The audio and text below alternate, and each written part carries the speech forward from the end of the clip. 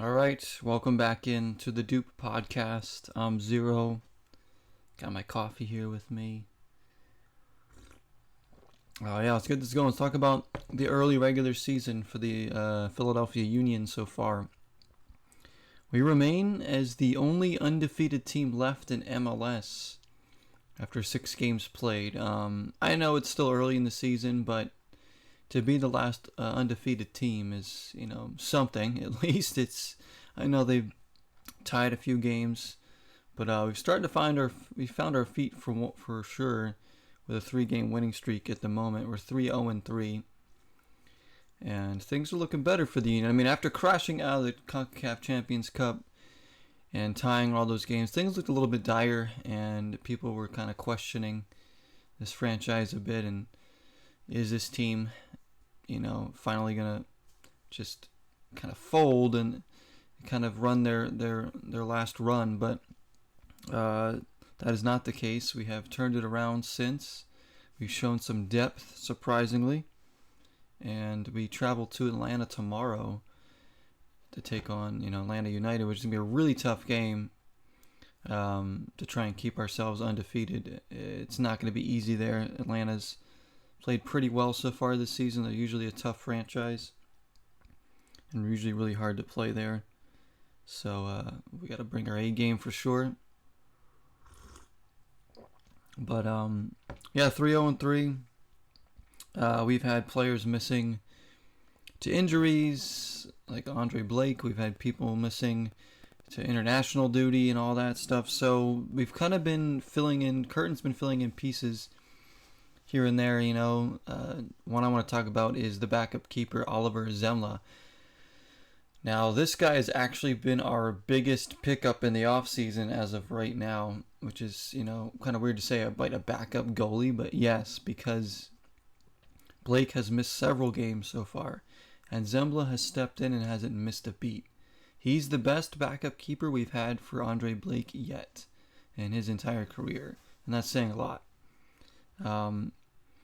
We've had so many keepers come in and out of here to back up Blake, but none have been better than him. He's been incredible. Single-handedly has kept us in games. He's made some wonderful saves. He's been calm back there. He just looks like the real deal. He's a goalie that would probably start on most teams in the league right now, the way he's been playing, the German player. And it's great to have that assurance, when Blake's not playing. Because when Blake wasn't playing the last year or two, it was really tough for us you didn't have that confidence, in the back. But now, if Blake's out right now, I'm not stressing. It's like, all right, we got Zemla in there, that's fine. Obviously you still want Blake, he's the best in the business, but if he's injured or something, don't rush him back. If he needs rest, give him rest. We have a guy that can step in and do the job. So that's a huge pickup for the Union to get this guy. And he's been incredible in that so far. Another player I want to talk about is the focus of today, and that is Quinn Sullivan. So Quinn Sullivan, who's been with the team for several years now, is finally kind of getting his chance to start in and out every match this season, with Bedoya on the downside of his career, probably in his last season. So Bedoya's been coming off the bench. He's been giving starts to Quinn Sullivan. He's been fantastic. Quinn Sullivan has arguably been our best and most consistent player this season so far. That's how good he's been. He's been consistently attacking and taking defenders on. That's what I like about his game right now. He's showing the confidence to take defenders on.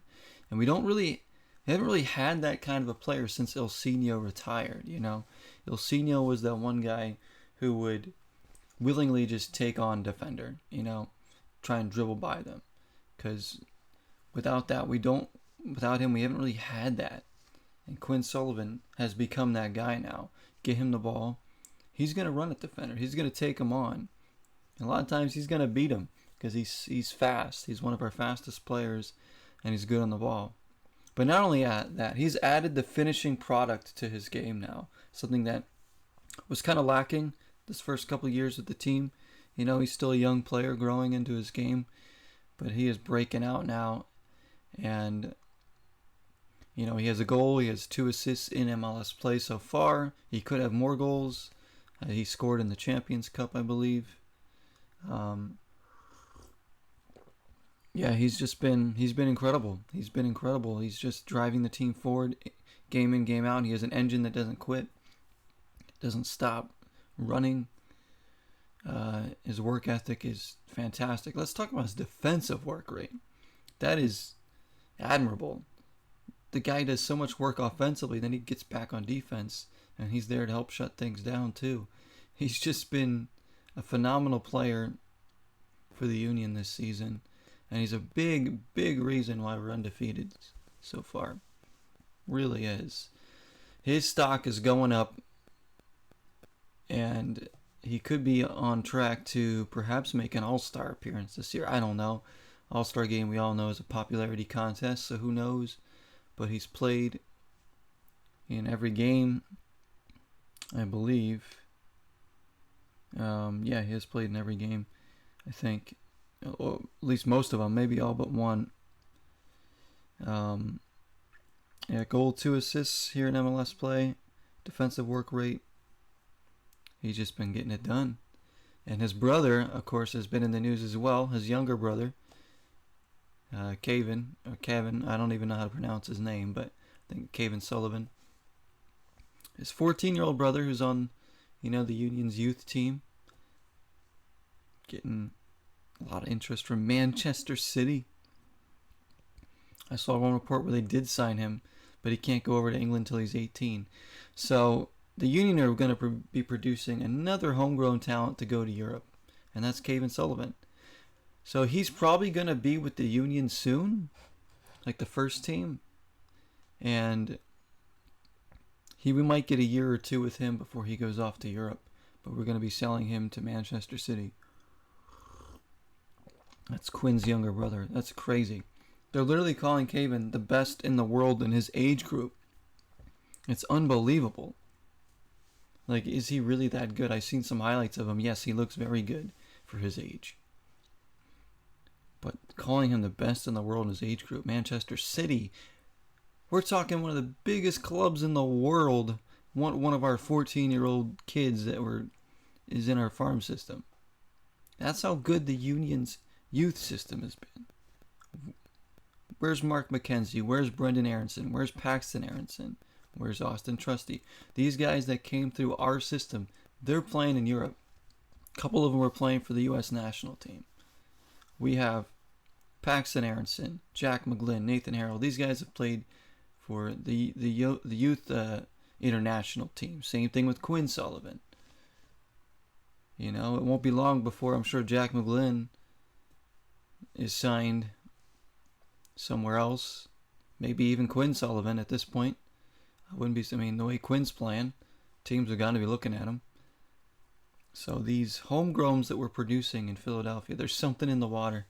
Something in the water. We have the best farm system in MLS. We really do.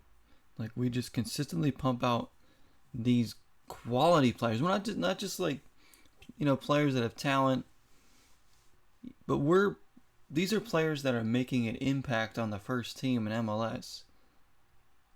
You know, you're talking players like Harrell, Sullivan, McGlynn, who are starting every game, pretty much, and making an impact. They're not just, you know, there. You know, some teams just play their young players here and there, off the bench, but nah, not us. We know Jim Curtin has no fear of throwing in his younger players in any situation. Just look at the Portland game recently. We won that game, 3-1? On the road, we were missing pretty much our entire team. Who does he start? He starts Jeremy Raffanello at the attacking mid, a guy that's barely played any minutes in MLS in his life. Another homegrown player. Comes in, plays the game of his life. Jeremy Raffanello was fantastic. Definitely his breakout game. He was doing everything in the midfield. He was willing to shoot the ball. He was making things happen. He was amazing. His work rate was just so good. So that's why Curtin's just not afraid to throw these guys in there at all. You know, we already know he plays Harriel, McGlynn, Sullivan, all these guys in any situation. And we have more in the pipeline too that are gonna be coming up probably later this season or next season, including Kevin Sullivan. So it's just great. I mean, do I wish the team would spend money on bigger players? Of course, I've been talking about that for years. It seems like, you know, this franchise is cheap. They don't like to spend money on big time players. We don't go out and get those internationally known superstars and bring them into Philadelphia. You know, we've not really done much of that in our entire franchise's career. We go out and get players like Daniel Gazdag and, you know, Jacob Glesnes. You know, lesser known guys that the scouting team and Ernst Tanner believe can come in and make an impact. And to be fair, they do. Like last year, we kind of struggled with new signings. We didn't really get anybody in besides maybe Damian Lowe that made much of an impact. This season, you know, Anderson came in, and Zemla's already made an impact, obviously, as the backup keeper. We have Anderson. Anderson also, he's worth mentioning. He started in the Portland game and played really well as well on the right, was it the right side? He was in the midfield. So Anderson's like a forward, I think, or attacking player, but he was playing on the wing, like a midfield in that Portland game, and he did the job. He was great. He's a young player too, but he's not like a homegrown. We signed him from Europe, I believe, or something. I don't know much about him, but he's been all right since he's been in there. No goals or assists for him yet, but he's only played in a couple games. And I don't know, he could end up being a decent depth pickup, you know, for us. Let's take a look at the stats right now. So Carranza and Gazdag lead the team with 4 goals apiece. You know, Ua's only got 2. Ua's a guy we definitely need more from. He needs to put the ball in the net more. He should have more goals. He's had opportunities for other goals. He just hasn't been able to finish. He's the most frustrating player on the team because we know he can score goals. We've seen it 2 years ago. We know he's capable of doing so much more because we've seen him do great things. But I feel like sometimes he just tries to do too much, or he's thinking too much about it. And I don't know. He's not getting any calls either. He's been getting taken out left and right. And he does need to be a little bit stronger and more physical in there, no doubt about it. He needs to adjust more, but the referees are not giving him any calls this year. I mean, I've seen it game in, game out. So he has 2 goals, he has an assist. I mean, there's been a couple games he's played all right. You know, he doesn't stop working, though. It's not like his body language still looks good, you know. Like, you can tell when a player just doesn't care. And Ua definitely cares, which is a good thing. Like, he wants to score.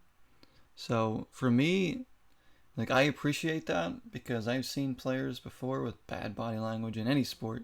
Players that just don't put out the effort. And you're just like, get them, you know, they shouldn't be playing.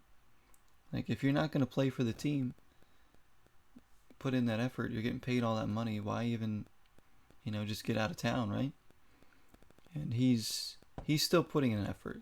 So I got to appreciate that. He's not just, you know, walking around and being like, looking like he's completely frustrated and like he doesn't care. You know, you could tell he cares. The whole team cares. You know, this team certainly plays for the coach. I don't think Curtin's lost the locker room, at least in a long time that he's been here. A lot of that comes down to the veterans, guys like Blake and Bedoya help keep this team glued when things start to shake a little bit. And then, you know, you got Martinez in there, Elliott, Glesnes, just some calming presence on the team to surround these young guys. And Bedoya, how about Bedoya?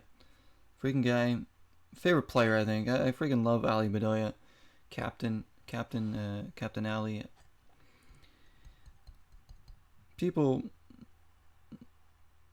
calling for him not to play as much, not start. But yeah, he's been coming off the bench pretty much every game this season so far. I think he started one game. The guy has 2 assists, tied for our team lead in assists. He's had, two big assists. He had that knockdown header to Carranza. He also had a second assist on another goal that helped, I think, tie the game or win the game. And of course, his goal in Kansas City to shut those fans up was beautiful. At the death to tie Kansas City, that was amazing. I remember freaking I had to watch that game late at night because I missed it. So I watched it on demand, not even knowing the outcome. And it's like super late at night, and I'm like really into it. I was ready to turn the game off. The Kansas City game, I was ready to turn that freaking game off. Because the Union did not look like scoring at all. It just looked like it wasn't going to happen. And I was like, all right, it's deep into stoppage time. I'm like, okay, this is it, But I keep it on just to see, and they get a corner kick late in the game. What happens? Freaking Ali Bedoya picks it up, loops it in over the goalie with a great finish. Freaking runs to the corner, flexing in front of the freaking Kansas City fans. They're dumping beer on him. It's a Philadelphia thing if I ever saw it. But what a waste of beer too. You're freaking dumping beer on them. Stupid. Fans freaking throwing things at the players. You never like to see that, no matter what it is. That is just trash behavior. But I don't think Bedoya will mind one bit, because we walked out of there with that tie. Not allowing them to get the full 3 points at home. We played really well on the road this season. Our last home game we won 2-0, I believe it was. So that's good. We just went into Nashville and won 2-1. That Nashville game, which was our last game, that game was a terrible first half. I was watching that game in a hotel room because I was away. Freaking terrible first half. 1-0 down. And I'm just like, ugh, this team doesn't look like. We weren't connecting passes. We weren't threatening the goal. We weren't possessing the ball. We were just terrible. Flat out terrible in that first half. But let's give Jim Curtin a lot of credit. He pushed all the right buttons in the second half. Brought in some subs. Changed the formation. Changed the mindset. And then the Union looked like the Union in the second half. We scored 2 goals. Carranza. And then a stoppage time winner, or 90th minute winner from Daniel Gazdag.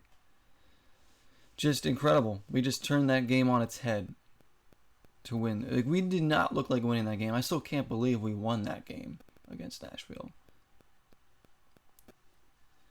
Nashville's a tough team to play in their stadium. We know that Geodis Park is not easy to go into.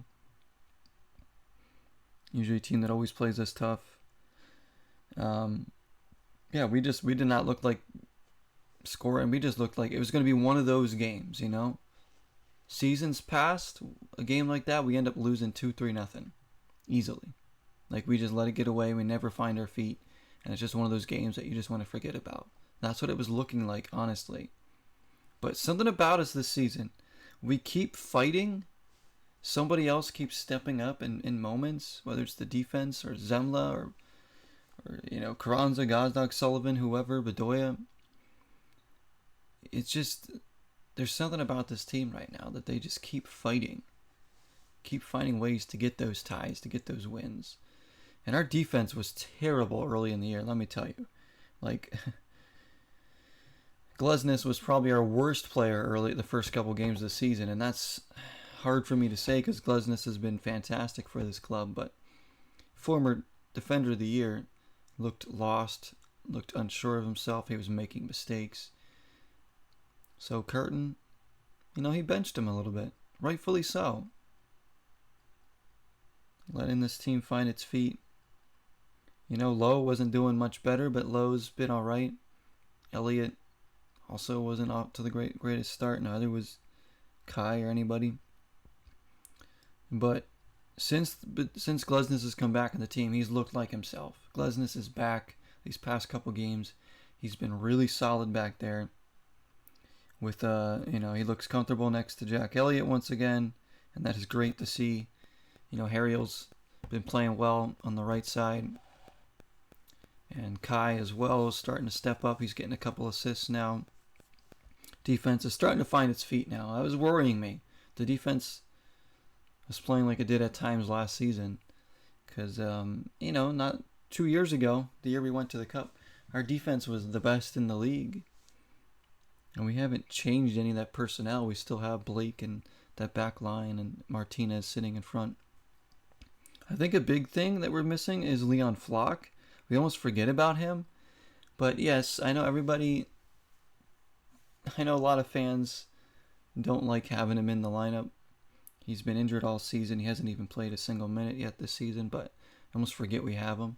But let me tell you why Flock is good for the team. He gives us more defensive stability in the midfield. There's no coincidence that we're a better defensive team when Leon Flock is on the team. When he's in there. Because of his defensive work rate. Yes, I know McGlynn is way better on the ball and a better player. We know, Bedoya does things on both ends too, and Flock is a very flawed offensive game. We know that. I know that. I'm sure he knows that. But you can't deny Flock's defensive work rate. The guy breaks up so many counters, so many plays, so many passes. Between him and Martinez, it was a nightmare for teams to get through our midfield, let alone get through our defense, and then Blake. That's why our team defense was so good, because of a guy like Flock. Yes, we struggled more on offense when he was in positions with the ball, but you know what? We still managed to score goals because we had guys like Gazdag and Carranza and Ua and Kai Wagner who were getting the job done. So I hope Flock comes back. I have no idea what's going on with his injury. I hope he comes back some point soon. If anything, just, guy off the bench to give us more depth who can come in, maybe help us hold on to a lead late in the game, Because right now we got Bueno, who's kind of that same position too. Flock's he's going to be kind of like the odd man out if he does come back. Because Flock, remember, he was starting every freaking game 2 years ago. He was a mainstay in this lineup. You had him, Martinez, Gazdag, and Bedoya in the midfield. And there was just such a good balance there. I don't know what it was, but it just worked, It just worked to make our defense the best in the league.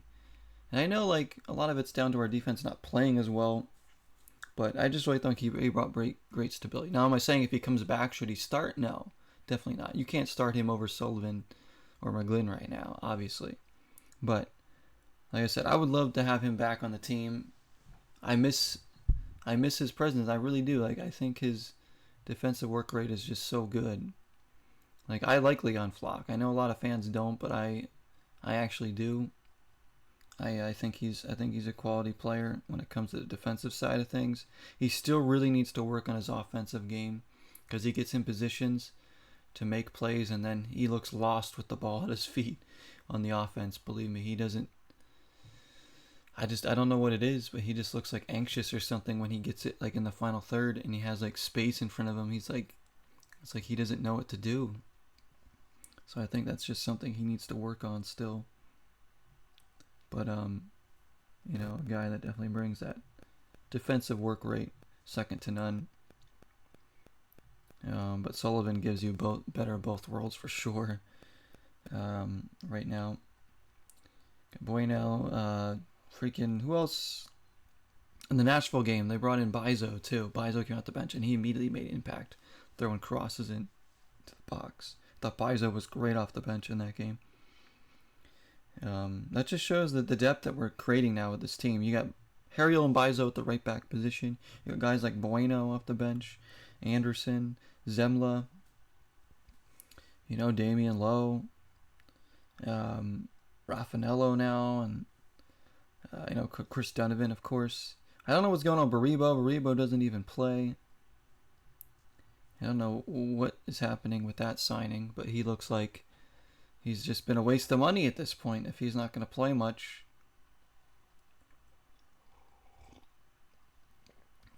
I don't really know. I don't know.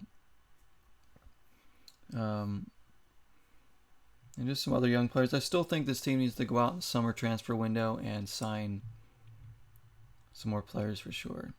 Like we need to sign.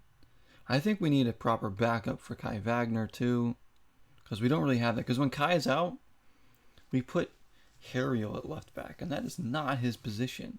He looks uncomfortable over there, or he'll play like a weird 3-5-2 system. It's like we just need a straight up another left back that can come in and play. And for some reason, he doesn't trust Matt Real over there, even though he's a left-footed left back. And Matt Real, we know, has been on the team for a long time now. He's another homegrown player, but has never got consistent playing time. He's kind of a guy that's just there. I mean, he's had his moments for sure, you know. I've always kind of liked his game, but he's never been able to put it all together. You can tell that he's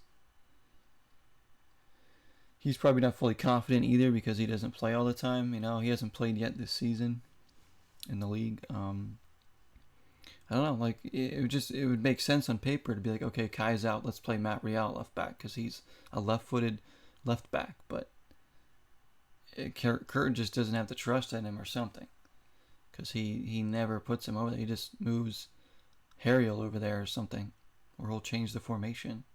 He said Harriel is not a left back. Harriel did have one game where he played center back this year. I think he looked pretty damn good there for some reason. Because usually when Harriel's moved out of the right back position, he struggles mightily. But he played all right in center back. It might have been the Portland game. Can't remember. I think it was the Portland game. But he did the job there. But he's definitely at his best at the right back position. He's more comfortable. So, Harriel, we all know, is a threat on set pieces.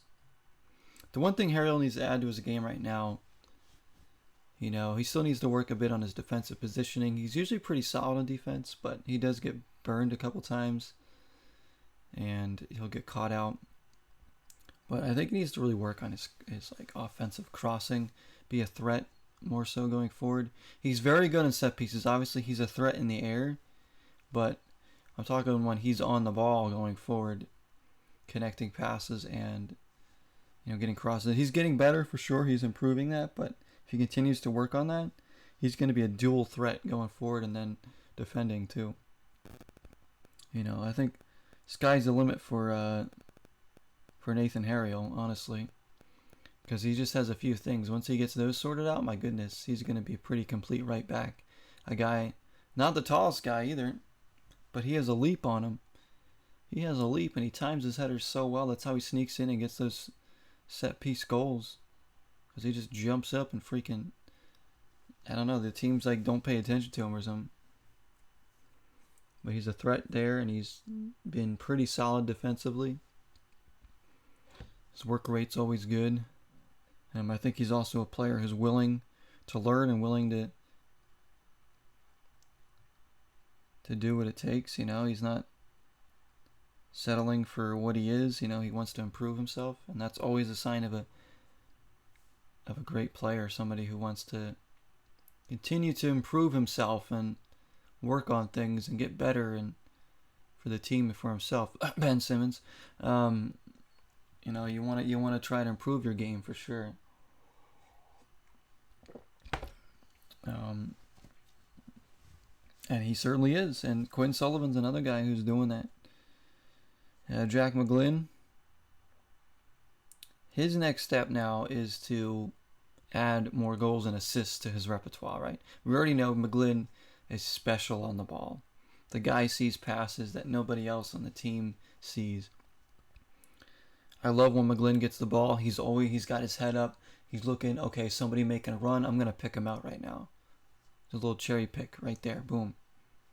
He will pick you out. I mean, we never had a player like McGlynn on our team. Ever. A guy that's going to hit these diagonal balls over the top on a dime. And the kid's only 20 years old. Playing like a wily veteran. The way he bosses games. McGlynn's slow, so he doesn't burn by people, and he's a bit of a liability on defense. But on the ball, my goodness, he's a special player. The more he has the ball, the better we're going to be, that's for sure. He's calm in possession. He plays a lot of 1 and 2 touch ball. And like I said, when he gets the ball in positions, attacking positions, he's got his head up. He's looking to pick somebody out. He really is. He is looking to pick somebody out. He just plays beyond his years. He's impressive on the ball. Let me tell you, McGlynn is impressive on the ball. He just needs to add those goals and assists to his game. He has 1 assist this season, no goals. He adds that to his game, he's going to be a hell of a player. Europe's going to come calling in no time.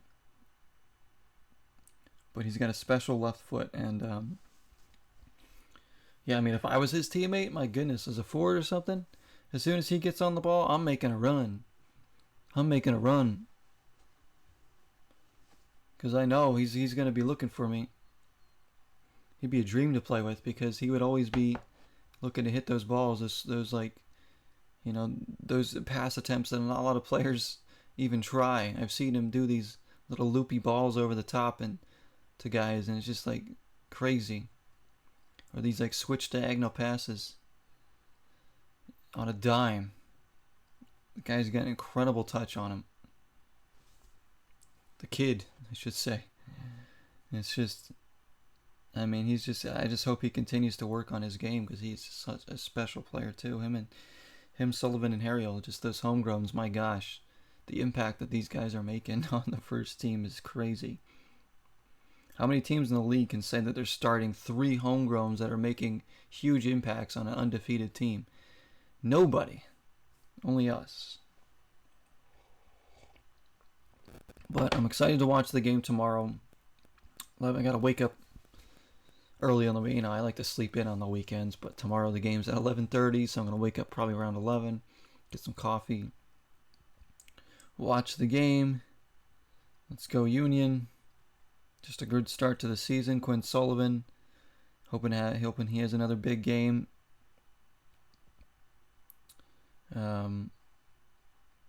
Gets the attack going and all that.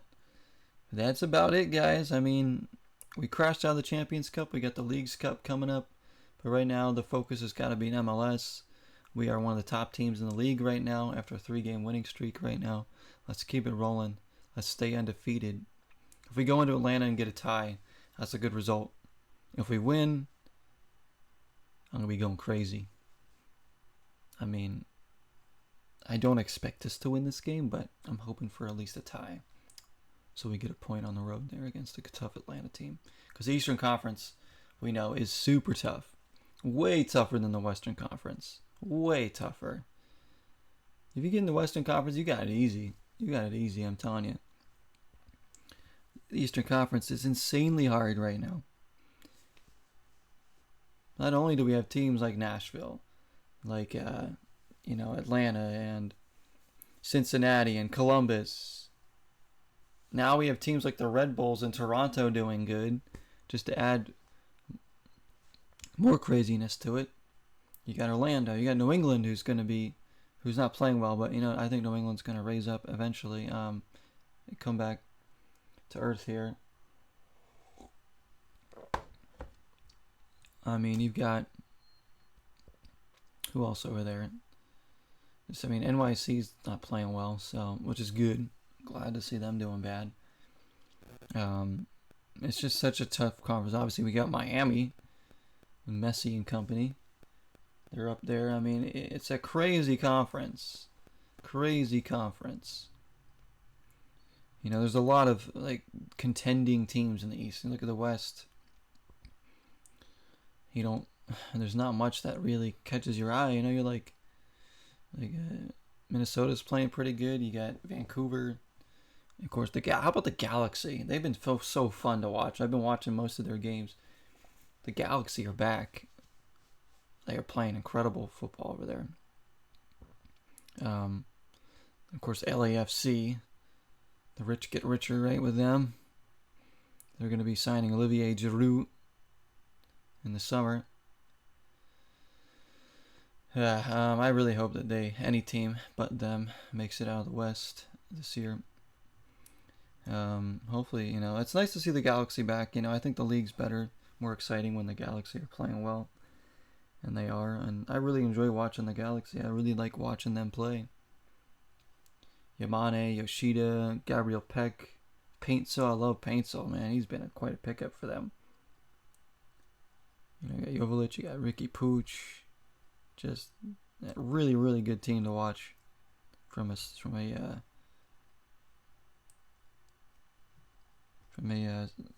standpoint of a neutral, And